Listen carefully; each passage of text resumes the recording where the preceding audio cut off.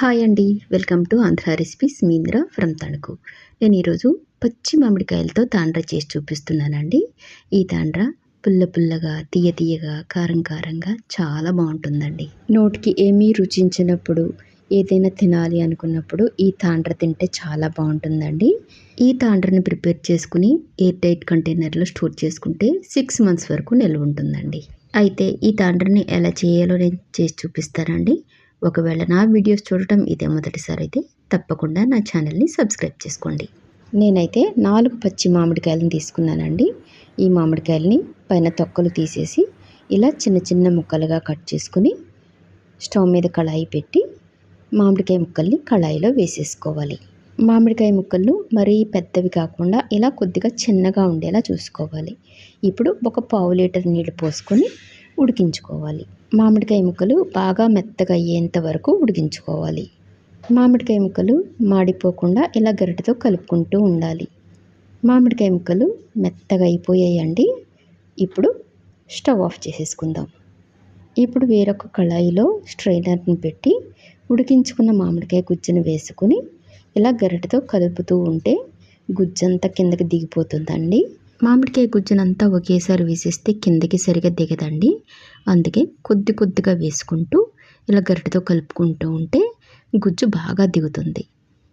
ఇలా చేయడం వల్ల మామిడికాయ గుజ్జులో ఎక్కడ మామిడికాయ ముక్కలు లేకుండా, పీచు లేకుండా బాగా వస్తుందండి. చూడండి, మామిడికాయ గుజ్జంతా కిందకి దిగిపోయి స్ట్రైనర్లో పీచు ఉండిపోయింది కదా. ఇప్పుడు ఈ పీచుని తీసేసుకోవాలి. ఇప్పుడు ఈ మామిడికాయ గుజ్జుని స్టవ్ మీద పెట్టి 250 గ్రాముల పంచదారని వేసుకోవాలి. ఫ్లేమ్ని సిమ్లో పెట్టి పంచదార పూర్తిగా కరిగిపోయేంత వరకు గరిటెతో బాగా కలుపుకోవాలి. పంచదార వేసిన తర్వాత ఒక 10 నిమిషాలు ఉడికించుకోవాలి. కంటిన్యూస్గా గరిటెతో కలుపుతూనే ఉండాలండి, లేకపోతే అడుగు పట్టేస్తుంది.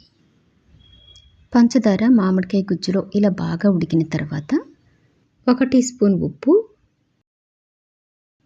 1 టీ స్పూన్ మిరియాల పొడి వేసుకుని బాగా కలుపుకోవాలి. పచ్చి మామిడికాయ తండ్రిలో ఇలా మిరియాల పొడి వేసుకుంటే కారం కారంగా చాలా బాగుంటుంది. ఇప్పుడు ఒక చిటికెడు గ్రీన్ ఫుడ్ కలర్ వేసుకుని బాగా కలుపుకోవాలి. ఒకవేళ మీకు కలర్ వేసుకోవడం ఇష్టం లేకపోతే కలర్ని స్కిప్ చేసేయచ్చు. కానీ కలర్ వేసుకుంటే తాండ్ర చూడడానికి చాలా బాగుంటుంది.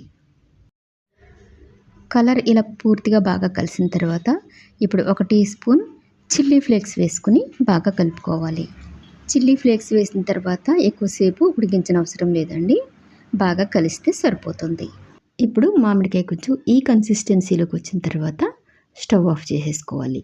ఇప్పుడు మనం ఇంట్లో రెగ్యులర్గా వాడుకునే స్టీల్ ప్లేట్లు తీసుకుని కొద్దిగా నెయ్యి వేసి ప్లేట్ అంతా అప్లై చేయాలి. ప్లేట్కి ఇలా నెయ్యి రాస్తే తాండ్ర ప్లేట్కి అంటుకోకుండా ఉంటుంది. ఇప్పుడు మామిడికాయ గుజ్జును ప్లేట్లో వేసుకోవాలి. తాండ్ర కొంచెం మందంగా వేసుకోవాలి అనుకుంటే ప్లేట్లో కొంచెం ఎక్కువ గుజ్జును వేసుకోవాలి. అదే పల్చగా కావాలంటే కొంచెం తక్కువ గుజ్జును వేసుకుంటే సరిపోతుంది. ఇప్పుడు ప్లేట్ అంతా స్ప్రెడ్ అయ్యేలా ఇలా తిప్పుకోవాలి.